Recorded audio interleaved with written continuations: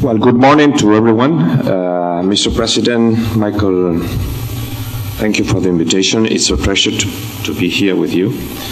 To the President of the Fed, Cleveland, the same, and to all of you to be here with me. I don't want to do an academic presentation.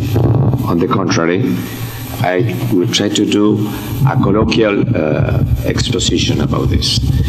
I know that this is a very controversial item, but indeed it is on the move, it is on the hype, it is on the tape. So this is a part of a very large research I am doing about populism. So what I'm going to show you is a brief, is a synthesis of the main conclusions. Don't be scared what I'm going to say. Why? Because the populism is not a new phenomenon. It is a very old phenomenon.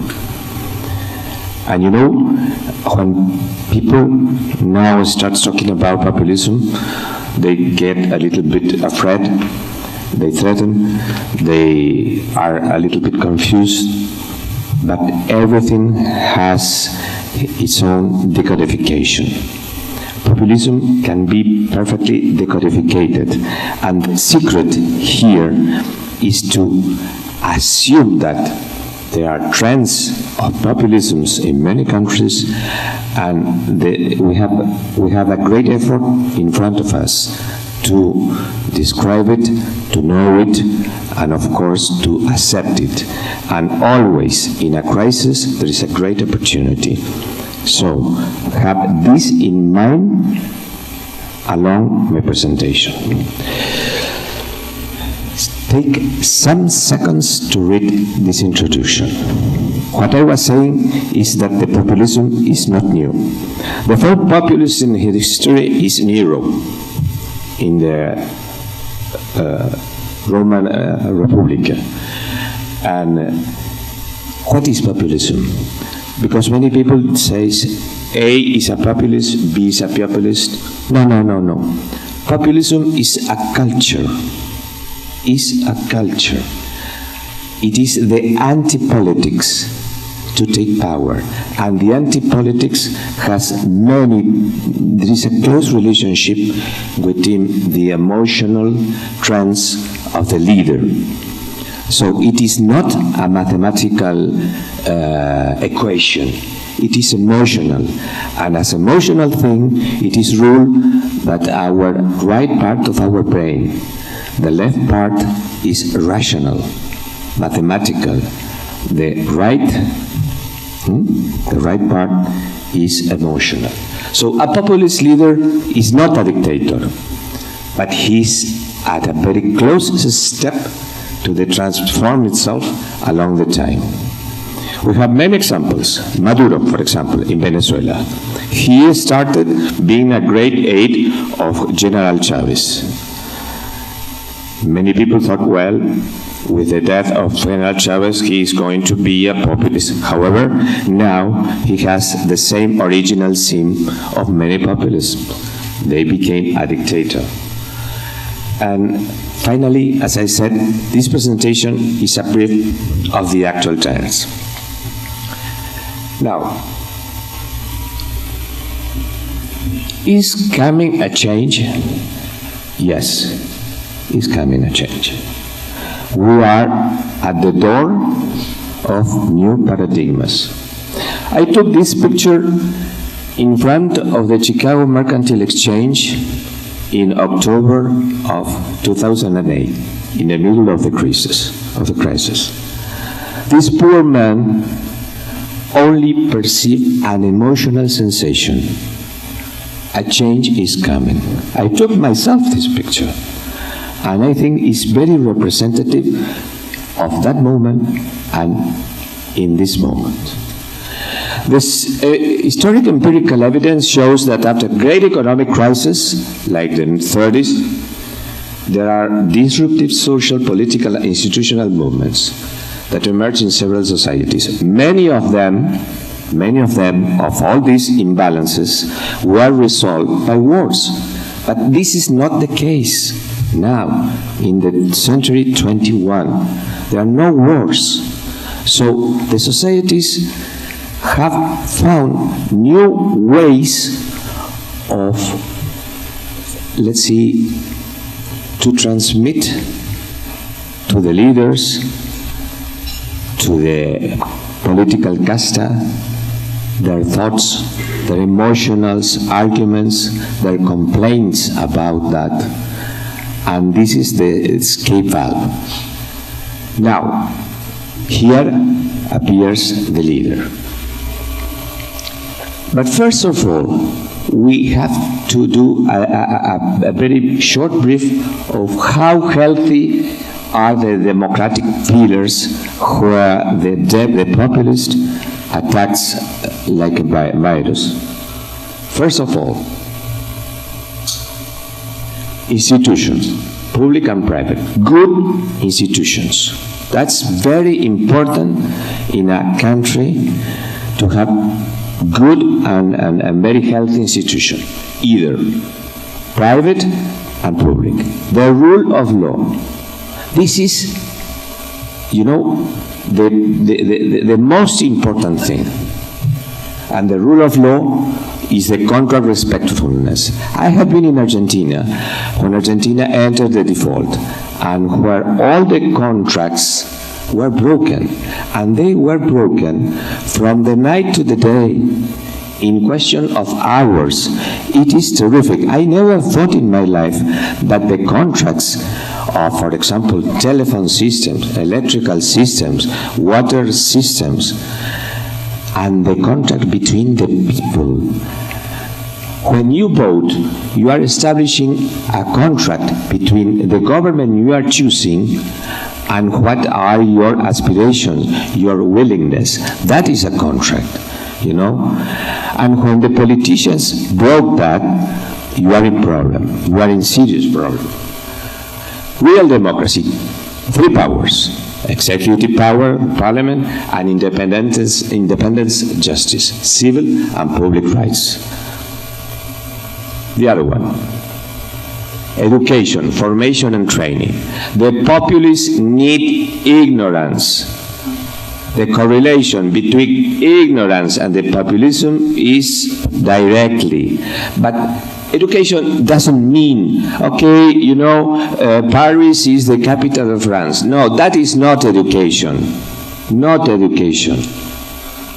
Formation and training. Education is the capacity of a human to relate things, to obtain conclusions, to go ahead with the work, with the culture of work, not with the laziness. Adequate health system. This is also very important. Macroeconomic environment. Good economic practices, good market efficiency and genuine competition, soundness in the labor market, financial market solid development, technological readiness, innovation, and promotion of creativeness. This is the secret for the coming centuries, 21 and 22, the technological readiness, innovation, and promotion of creativeness. Now, the seeds of populism. Remember, the populism is a culture and a methodology to take and managing power. It is the anti-politics. Have always this argument in mind. Populism is not a man, it is a culture. It is a culture. The man, the leader, is a part of that huge machinery. But having this interpretation on mind, you can start to discover what is doing the populist, discovering the ADN of the populist. Unemployment or employment of low quality. I was looking the slide that Bill just presented in your previous intervention, when Bill showed us the disposable real wages income since 1944. That's an example. That's an example in America. And for example, in the case of Latin America, the average number of poverty is terrific. That's why the populism in Latin America grew with such a speed. Latin America during the 15 years has been a great laboratory of populism, and it still is. Poverty or inequality. Weak institution, the contrary of what we said about one of the pillars of the democracy. Contracts violation, the case of Argentina, for example. The corralito, the deposit gap and the exchange gap and trap. It was terrific. The people not to go to the bank and obtain their money, their savings, is a terrific sensation. The loss of worth is terrific. I know a lot of suicides in Argentina after the corralito. The gap between the political casta and the voter. The political casta is always in their own mood, in their own frequency. They are in the space with their own problems. Comfort zone in the parliament. The comfort zone. I don't also talk about the comfort zone related with the parliament. In general, when a society starts with a comfort zone, we are in danger. The comfort zone is a great, let's see, promotion of the laziness. We don't need comfort zone because the comfort zones attempt to a challenge, to a very important challenge in the work. Corruption and weak justice, they go together. What I see, the robbery in Argentina during the Kirchner era, it was amazing. The robbery during Chavez was also amazing. The numbers they moved in the stock market, in the exchange market, was terrific. I was a political persecuted of the Kirchner gang because being CEO of the stock exchange of Argentina, I discovered all the opaque operations, all the opaque trades of the gang. And I went to talk to a judge that was a friend of mine since we were together in the previous government. 48 hours after I went to talk with the judge, I started to receive amazing and threats to my telephone. I had 5 cellular phones, and each week I changed my SIM card. And I went to the office with a custody in my car. It was terrific. Finally, we decided to leave Argentina, and we returned to Spain, where I belong, together with my wife and my children. So, I live populism, and I live the political persecution. Increase of insecurity and impunity. My case. In any moment, I receive a shot in my brain. Existing of political and legal vacuums. Always the populism works with political vacuums because in the political vacuums he obtains money. Money makes the world go round in the populist party. The behavior of the establishment. What I mean in establishment, I am not meaning the financial system. I am meaning in general the established order. In the terms of, for example, Nassim Taleb has produced a very interesting paper last year about the idiots and the establishment. Very interesting to analyze him. This is a chart that you have to have it very present when you organize your risk matrix and to organize the decodification of a populist. There are 12 points. This is a checklist. If you, for example, go point by point, you assume that X person, and that person gathers all these qualities, she is going to arrive to be a populist. Charismatic leader in the way that Max Weber defined it in 1934, the relationship directly with him, the relation of love between the leader and the followers. No specific political party. A populist can be either from right to left wing. The ideology for a populism does not exist forever. Auto-infallibility. They never do mistakes. They attribute his decision. And when they mistake, well, they argue about alternative facts, for example. The leader is disruptive, borderline, challenger, with the establishment, with the bank in the financial sector, the oligarchy in Latin America, the media, the intellectual idiots, in the term that's Nassim Taleb definitions. The contact has to be directly, where possible, between the leader and the followers. Do you remember Perón going to the Plaza de Mayo? That's a very good example. The close relationship with the leader and the people. The contents are filled always during the way from emotional points of view with epic phrases. We will see now some statements of Marine Le Pen, the candidate populist for France, that are very, very interesting. The contents are promises because they are emotional. The populist is emotional. Remember this. He works with the right side of the brain, never with the left, never rationally. That's why always he takes bad decisions, and always the guilty is the other.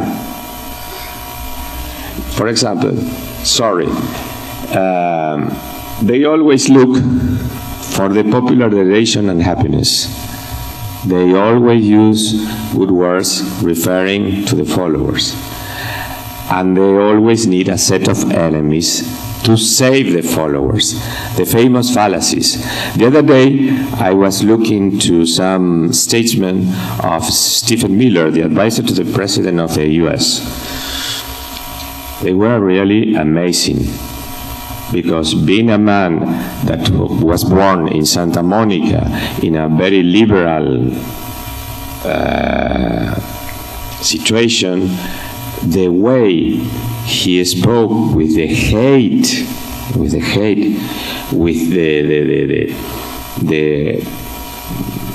his speech is terrific. High trust in the members of the family. Have you heard this? Yes. Always the leader is surrounded by members of the family that are very trustable for him, for the leader, for his aides, and the red circle, as we say.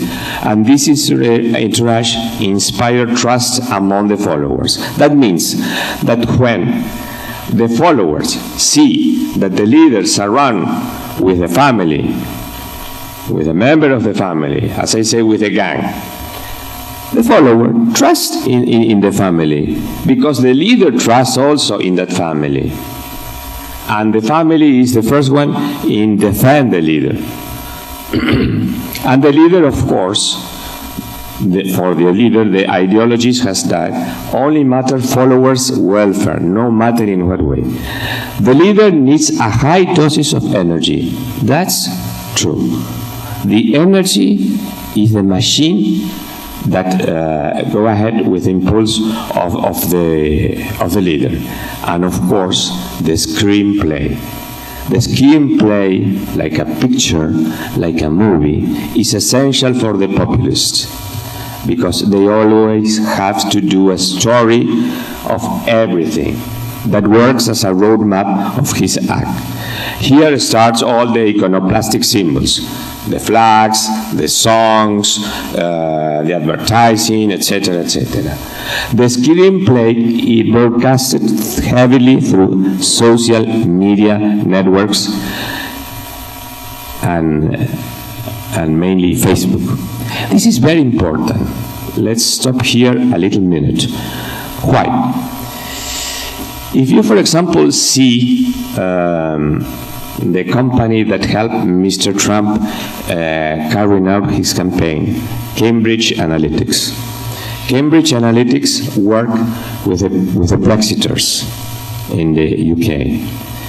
And you know, there is a mathematical model that was designed by a British, Kolansky, Cambridge Analytica. The owner is Robert Mercer.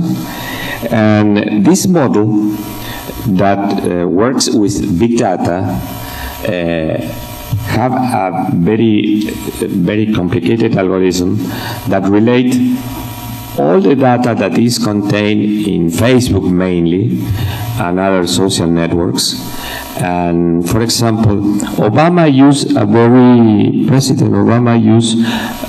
very simple model about 15 million data of each profiles of Americans.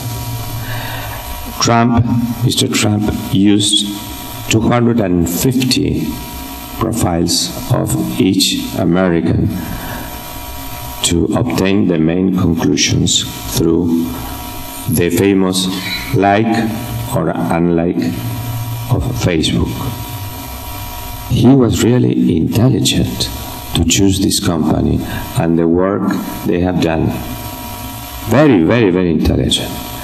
And the secret in the future is the control of the big data.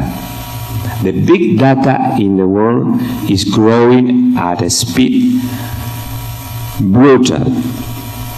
2 years ago, the history of the humanity was contained in 5 gigabytes. Gigabyte is 1 followed by 20 zeros. Now, the history of the humanity, we have 20 gigabytes. So the increase of information is brutal. The takeover, very simple. The leader identifies local and external enemies with hate, contrafactic arguments, honest worker, fighters, honorable. People always choose the best leader and never mistakes. It's logic. As the people get engaged with these arguments. Once on the power, starts the changing times. A call for change the main legal frameworks, arbitrary moves in the main institution to allocate aids in the central bank, in the Securities Exchange Commission, in the Bureau of Commerce and Trade, how to manage prices, tariffs, etc. Reshaping the armed forces, changes in the security forces, changes in the intelligence bureau. This is very, very important, the intelligence bureau, because all the apparatus in the intelligence is going to be used by the leader to do the political persecution and to hear what his rivals are doing. Increase the control of the social networks and media. Well, you are seeing what's happening in the United States. Appointment of friendly judges and court members. Changes in the Supreme Court. This is a resume of the taking power of a populace. And finally, constitutional changes. This is the optimum case of, remember the pillars of a healthy democracy? Okay, the 12 pillars. You can see, for example, that Switzerland has really a circumference. Here, there is a lack of the market, 8 million people. United States, more or less a circle. Here you have all the debate around the Electoral College, and here the problem with the fiscal deficit and the debt. But now we will see the figures of a populist country. There is a trick in the coming picture. Please pay attention. Pay attention. You see an egg, an ellipsis.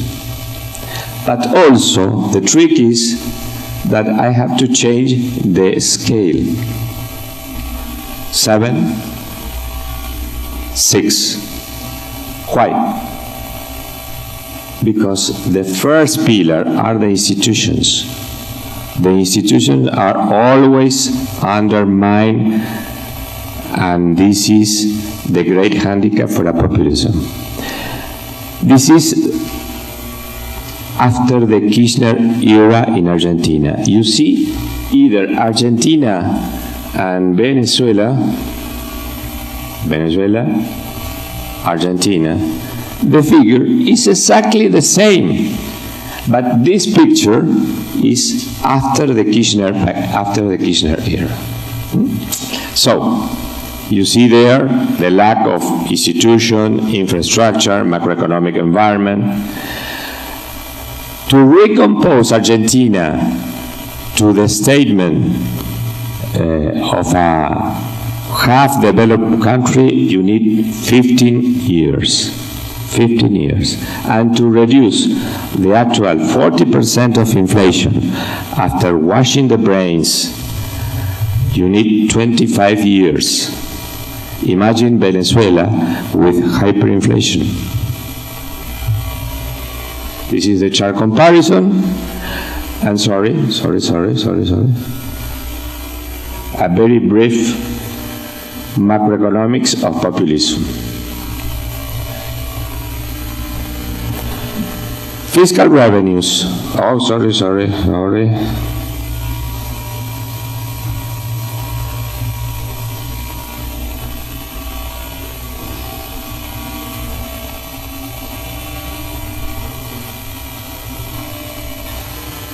Macroeconomics of populism. This is a synthesis of a very, very huge matrix. The base case, under control fiscal revenue, under control fiscal expenditure, fiscal deficit target. Extra inflation, we are missing a G here. Poverty, moderate to highly. Real wages still. Then we have 3 stages: the initial stage, the intermediate stage, and the final stage. Venezuela is in this final stage. Argentina, when Mrs. Kirchner left the country, was in this stage. Fiscal revenue falling, fiscal expenditure increasing. Here in the fiscal expenditure, there is a great business. Of what? Of corruption. Because partly of this, of the fiscal expenditure are used to the voting machine supply, to the clientelism. The second part, the monetary equilibrium. At the beginning, well, more or less neutral equilibrium in the monetary market. But then you have increase in the monetary base, quick increase, exchange rate. Finally, you finish with a great devaluation. And inflation also is in an exponential However, between this stage, the initial and the intermediately, you can do lot of businesses. We have the example of Bolivia, with Evo Morales, the case of Kirchner, and finally, the case of Ecuador. So that's why I said always that this kind of crisis is a great challenge to do business. You have to decode the ADN of a populist. Some voices. The most important is the voice in this moment from Marine Le Pen. I do not feel either from the right or from the left. I feel myself French. I defend the French interest. The election of Marine Le Pen is going to be the great test for the European system. The last figures of this election shows that Marine Le Pen is going to win the first round, and during the second round, the difference between Macron is about 30 points. Now, last week, only 20 points. That's why the French bonds started to grow up their yields about the risk. Nigel Farage, a great Brexiter, always with falacia ad hominem, charging against the Prime Minister. Beppe Grillo from Italy, another populist. The country is at limit of tolerance. The family's income is not sufficient, and I am thinking too in the retired people. A very lovely argument. Nicolás Maduro, the great championship of populism. Exceptional. Look, for example, all these childs. These childs are in plain brainwashing. And last but not least, Cristina Kirchner. This episode was terrific when she ordered to murder the general prosecutor of Argentina, Alberto Nisman, who was researching about the connection between Argentina and the government of Iran. He appeared suicide. That's not true. He was murdered by the intelligence service of Bolivia and a local task. Finally, there is life after populism. Yes, there is life after populism. There is life. You have to change the educational program. You have to change the culture. You have to do all the cleaning of all the brains. You have to change the economic policy. You have to change the fiscal policy, the monetary policy. It is a very tough work, very complicated. But there is an exit. It is positive, but you need a lot of years behind. So thank you very much for your attention. Diego, thank you very much. I know you told us not to be scared of your presentation, so I will try. Meanwhile, we'll turn the floor over to Michael Drury.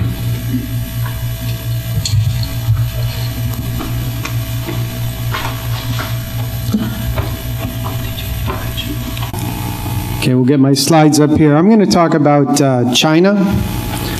And it's interesting to do this here in Singapore because there'll be, I'm sure, a different attitude than the last time I presented this a week ago in the United States.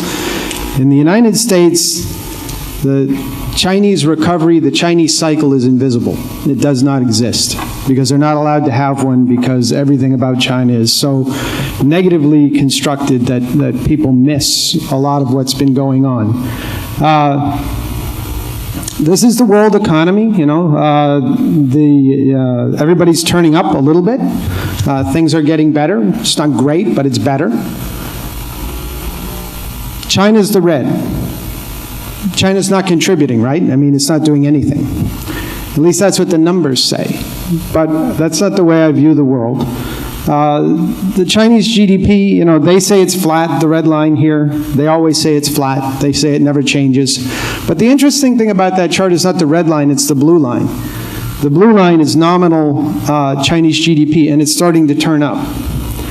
And the problem with that is if we decompose nominal into real and inflation, you'll see that it's all inflation that's turning up. But that's not possible because in China, inflation follows real growth, as it does in most countries. And in fact, if we look at the way they describe their own economy, the PPI has a very, very strong relationship to nominal GDP. These numbers are a week old. The new number, can I do a pointer on this? Yeah? Right. The new number is up here, almost as high as the records in in GDP, which suggests that nominal GDP in China is already double digits and maybe medium double digits. Nobody on the planet believes that. Certainly not in the United States. 2 years ago, in 2014, the Chinese made a mistake. They introduced the corruption campaign. The corruption campaign did to China what Lehman did to the United States. Because in the United States, if you're going to do business, you go down to a bank and you ask to borrow money. And the bank maybe looks at your business plan, maybe doesn't if you've got enough money, and they lend you the money and you go out into the world. When Lehman failed and the banking crisis ensued, you could not get money from a bank, and the economy slowed down dramatically. In China, the way you do business is you go to a government official and you pay him a bribe, and he tells you where to invest your money because he knows where the fire hose of government money is going to go. The interesting thing is you have to pay him the right amount, and he doesn't ask. You have to know. If you pay him too little, he knows you don't know, and he takes advantage of you. If you pay him too much, he knows you don't know, and he takes advantage of you. So how do you know the right amount? Well, you had to ask somebody who knew, didn't you? And that's the way the system continues itself. Well, when they had the corruption campaign, every government official became more worried about keeping the money that he'd taken in the last 10 years than the money he was going to get that year. And in 2014, Chinese growth slowed down dramatically. I was going to conferences like this and saying to people, what's the lowest number in the room for Chinese growth? And you know, the Chinese at that time were saying was 7.5, and some people would say, well, I think it's only 6. I said, well, I'll start with your 6, and I'll knock it down, and I'll go to 3. And if you say 3, I'll go to 2, and if you say 2, I'll go to 1, because I want you to leave this room understanding that I am the lowest number on the planet on Chinese growth. Today, I'm the highest. I think China's probably growing 9. Maybe faster, based on this. Also based on, this is the decomposition of their growth. Their primary and secondary markets, was basically agriculture and manufacturing, they tell you are doing much better. And their services sector, meandering. Is that the only reading? No, this is the market PMIs. These are not the government's PMIs. These are done by IHS Global Insight Market. It's a new merger of company. And you can see that the red line, the manufacturing, is driving the blue line, the services. Now, the Chinese have been selling this argument that it's the service economy that's picking up, that's driving the economy. But it's simply not true. What's driving their economy is a very strong rebound in their underlying manufacturing economy. The manufacturing economy that's supposed to be in overcapacity and have all these problems. If we look at the old-fashioned Li Ka-shing index of bank lending and rail traffic and electricity use, he was caught on WikiLeaks when he was the governor of Liaoning province, and they asked him, what he thought about GDP statistics in China, and he said they were useless. And they said, well, if they're useless, what do you use? And he named these 3 indexes, and they said, why? And he said, because you report them to different organizations, and they're much more difficult to lie about. One of the things you have to understand about China is that it's a hierarchical government, and you can't be a governor without having been a mayor. You can't be a mayor without having been a vice mayor. And so everybody knows when you're lying about statistics, because they had that job before you. So it's only when you lie outside the parameters that you start to get caught. And what we're seeing here is very rapid growth in electricity usage, and an even more rapid use in rail traffic, because rail traffic, which is only a small amount of total freight in China, is basically for bulk commodities. So it's cement, it's coal, it's heavy industry. So the Chinese can pull any one of 4 policy levers, like any country, to make their economy go. And the trick is they're pulling all 4. And they're pulling all 4 because they ran into this corruption campaign in 2014. And by the middle of 2014, they knew it. They started to lower interest rates. They started to lower their reserve requirement very incrementally. This is their approach. They move very slowly. And then if it doesn't work, they accelerate and they accelerate and they accelerate. And then usually they're doing too much at the end, which is the phase that we're in right now. So they've already lowered their currency back to the levels that it was at here. Their nominal GDP growth, this is important because nominal GDP in dollars was at one point rising over 30%. And that's what drove the commodities boom in the United States. Today, I'm going to tell you that China's real growth is 9%. But because of devaluation, its nominal growth in dollars, which is what it takes to buy oil or copper or corn or anything else, is not rising. And as a result, crude oil prices back here with 30% growth, this is what was going on. Now, corn, nothing. Back here, everything. Copper, back here, now, this is only since Trump. This is all on the infrastructure campaign in the United States. It has nothing to do with China. So China's growing, but China's growing now for the Chinese. It's not driving the world economy, but it's undergoing a very strong domestic rebound. Part of this is because they're stimulating aggressively. They're using very aggressive fiscal stimulus. They've gone from almost, from surplus into a deficit. That deficit now 3.5%. Some people estimated it north of 5%. You throw that kind of money in an economy and it's going to grow. This is the rebound after Lehman when debt exploded. This is 2012, the last year of the Hu and Wen government, when they wanted to make sure that they went out on a strong point, and so they increased debt very rapidly.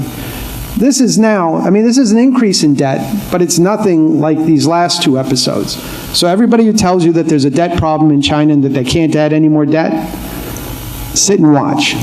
They're going to add a lot more debt over the next year. Basically what they did is they went back to basics and they said, real estate works, let's do real estate. We know how to get out of a recession. You just stimulate and you drive the real estate market. Prices, this is for all real estate. Prices going up double digits in the big eastern cities, 13%. Pretty fast in the center, the west not so much. But the key is look at the size of the markets. So half the market is in the east where it's growing 13%. Let me tell you, you cannot be in a debt problem when asset values are rising 13%. And that's all real estate. Residential real estate in the four tier 1 cities grew over 40% last year. 40%. You cannot be in a debt problem when the underlying asset is growing 40%. You can't be in a debt problem when you got this kind of appreciation and interest rates are 5%. If my estimate of nominal growth is anywhere near close, that it's growing at 10% and interest rates are 5%, then you can have an awful lot of debt growth and interest rate increases and still not exceed the growth rate of the ability to pay. That's why they're going to get in trouble. They're going to grow like crazy in 2017, and at some point this peters out, and when it peters out, 18 looks difficult. But wait, there's a government changeover this year. Xi Jinping is in his second 5-year term. He's trying to get all the people he wants to in office, and he's getting them all in. Once he's got them all in, if you had your choice of where to take a recession in the next 5 years, where would you take it?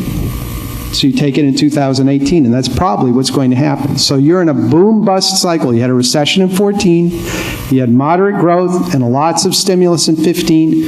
That stimulus came to fruition in 16. By the end of 16, they're growing tremendously rapidly. Now they're starting to tighten. Well, hang on. So this is autos. Autos was stimulated, and now it's starting to flatten off as they're starting to raise interest rates. They've changed the subsidy for small engine cars, things like that. Their imports are growing faster than their exports because it's a very domestic-led and price-led cycle. This is how they got out of their recession. They had the recession start here in 14. By exporting their recession to the rest of the world as a commodities bust, they drove down the price of all of their commodities to the largest commodities consumer on the planet. And so basically they exported their recession.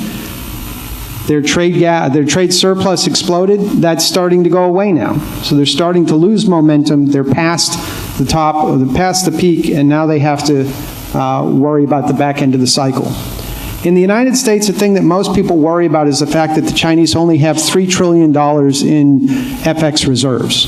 The United States has $120 billion, so of course we should be concerned that you only have $3 trillion in China, right? If you add up all of Europe together, they have $650 billion. But you should worry that the Chinese only have $3 trillion.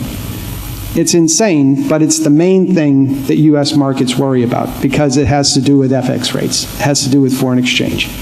So what were the Chinese doing? I mean, they allowed their currency to weaken primarily because their imports were weakening. And the imports are mostly dollar valued and financed. And so if you didn't have to finance them, you didn't have to carry so much FX reserves against it. And that's just FX reserves. Remember, 2 pictures ago, right there, they still have a $500 billion a year surplus. Even when you adjust that for capital outflows, they still have reserves coming into the country. They're just not going into FX reserves because now they're allowing citizens to hold foreign currency. Mostly offshore, mostly companies operating outside of China are allowed not to repatriate their money the way that they had to in the past. But all of this in particular here draws a picture of now, if they want to maintain this 2-to-1 ratio that they've had for a long, long time between reserves and imports, they're going to have to start holding the reserves again. And that's what you're seeing. In just the last 2 to 3 weeks, you've seen a tremendous crackdown on the ability to take money out of China. $50,000 per person is now being very aggressively monitored. The number of companies that are able to buy outside the country dropped by 85% in January.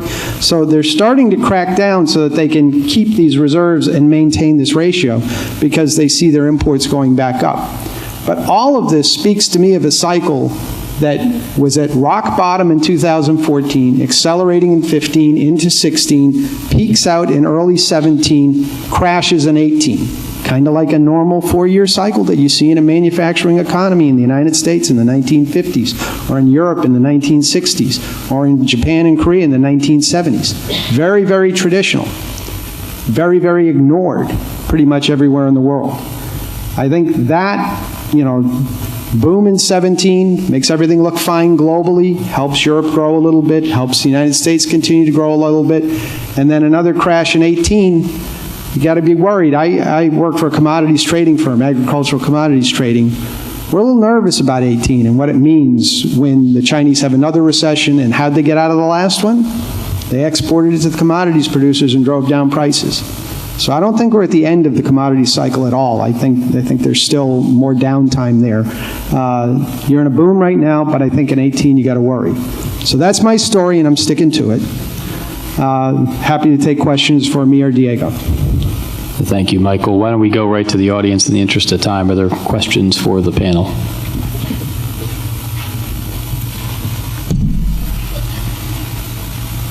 Yeah, I'll bring the mic to you. Oh, yeah, we got it. How about a first question on populism? I think, like Bill had highlighted before, after tracking economic progress over the last several years, now that we have potential fiscal support coming,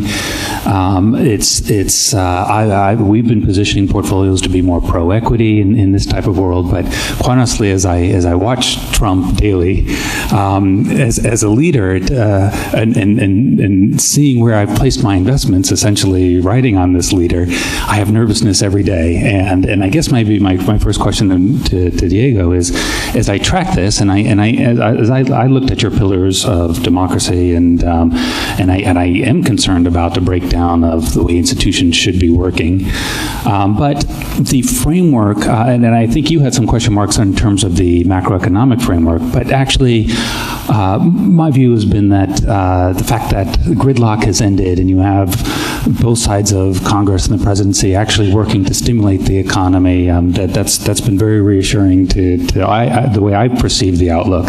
But I think my bottom line question that I wanted to ask was, as I watch this, it feels to me like I need a framework of when is this leadership looking too chaotic that I have to pull the plug on this confidence that I think the country in equity investments look positive. As I watch Trump as a leader, at what point does this get to be too dangerous and I have to change my investment outlook? And I guess that's sort of very biased into very sort of what's in it for me this year. But and I think your comments, which more broad broader about long-term trends and populism and what it can do.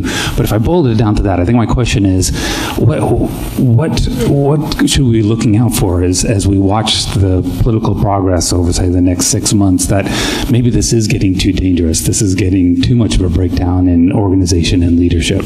So I think it's maybe a little bit general, but if you could help on that ground, it'd be helpful.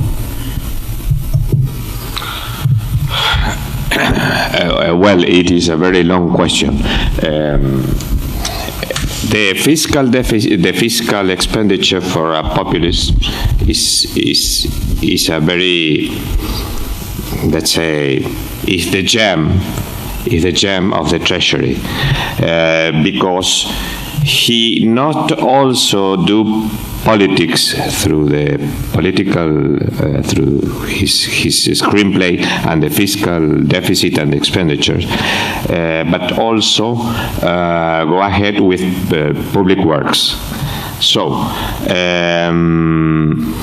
that's why I said that during the first stages of populism, there is a huge increase in the expenditures. So the initial trends of financing this expansive fiscal policy is through the capital market. That's true. Increasing the debt. Sure. Now, then, when he reaches the, let's see, the cap in expenditures, and he needs more money to go ahead with his plans, he goes to the central bank and just in that moment start printing money. But during the first moments, it works like a Keynesian traditional model. That means expanding expenditures and going through the local financial markets. That's, for example, a case of Argentina. Argentina has a large debt with the IMF. What did Kirchner was to cancel that debt, yes? It was yielding around 3%. And he decided to issue bonds to go to the financial market at a rate a yield about 15%. These bonds went to the local market and also to the local market of Venezuela. And the most important player here was General Chavez. And General Chavez lended money to Argentina, 15%. And with this link between the financial market of Argentina and the financial market of Venezuela, both presidents and many aides and many traders, of course, did a huge business. And for example, this was used to do money laundering and to exit money from Argentina and from Venezuela to New York, because you bought the bond with pesos, you transfer the bond to New York, and you sell the bond in dollars, and you get with the dollars, you see? 15% against 3% with the IMF. So, at the first, in conclusion, at the first stances, the fiscal policy is traditional for the populists.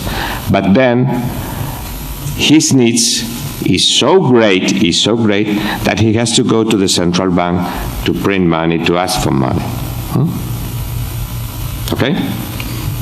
So Diego, if I'm hearing you correctly, you're saying the bond market will really tell us when the tipping point would be in a populist regime, either because the central bank is co-opted or there's a currency devaluation. Exactly. That the bond market would be the that's why the populists in the third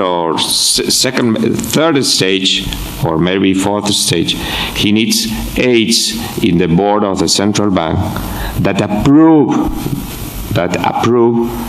the printing of that money. Actually, in Argentina, all these guys are in jail. Actually, they are all in jail. For example, on Wednesday, it was put in jail the General Milani. General Milani was the chief of the Armed Forces of Argentina. A very important position. And Mrs. Kirchner quit all the intelligence services from the traditional agencies and put all the intelligence services on the head of Mr. Milani. And Milani did a huge $1 million of intelligence equipment to Israel, the world-class systems, how to intercept all the calls and to manipulate the media. And actually, on Friday, he was jailed by these fraudulent buys of intelligence equipment. Other questions from the audience? My name is Mo Seong. I'm from Bank of Singapore. This is a question for Michael. You've touched on the economy for China. Just wondering, I could get your thoughts on the earlier speaker, Bill, mentioned there was a lot of talk about protectionism, but so far there's been limited action.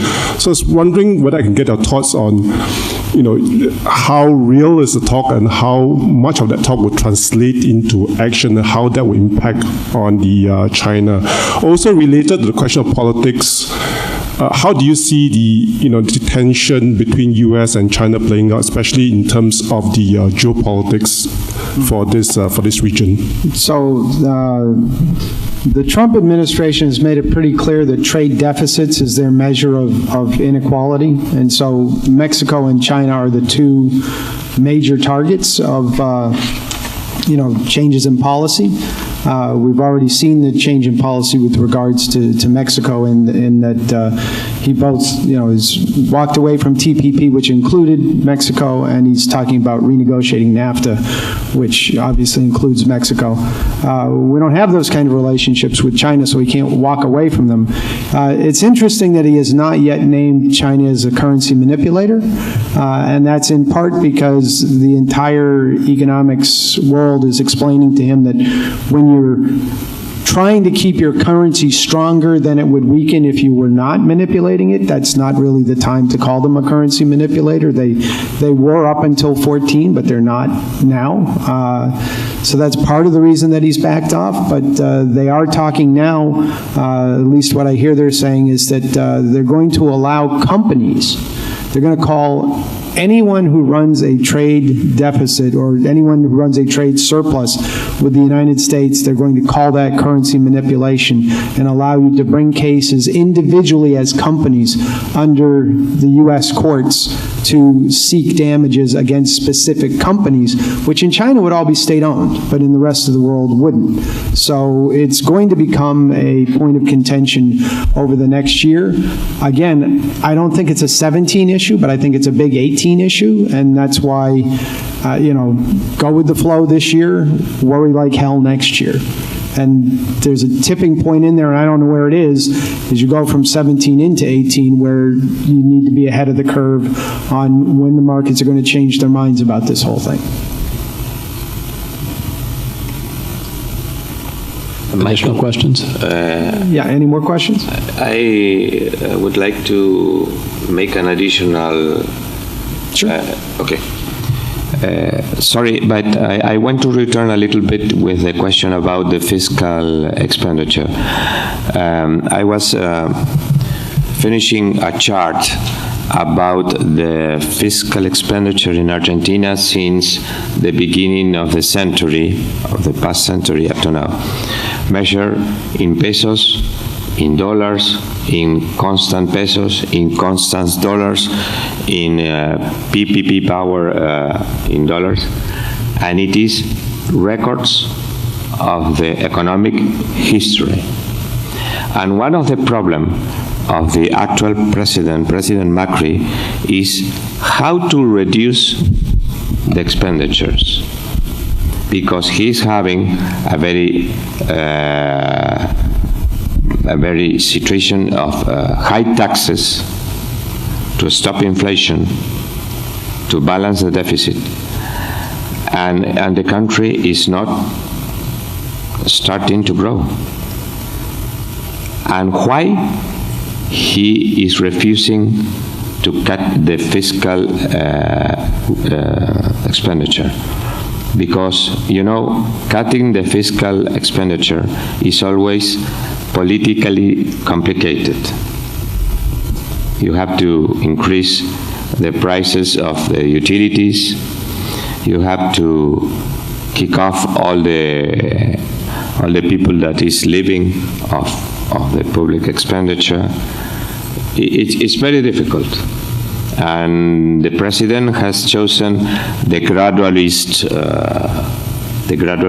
path, because on the other hand, the levels of poverty and inequality in Argentina are high. It is a dilemma, indeed. Thank you. So with that, why don't we break for lunch? We've used up our time here, but we have several more panels in the afternoon. Lunch will be right outside, and then we will reconvene here at 1:45.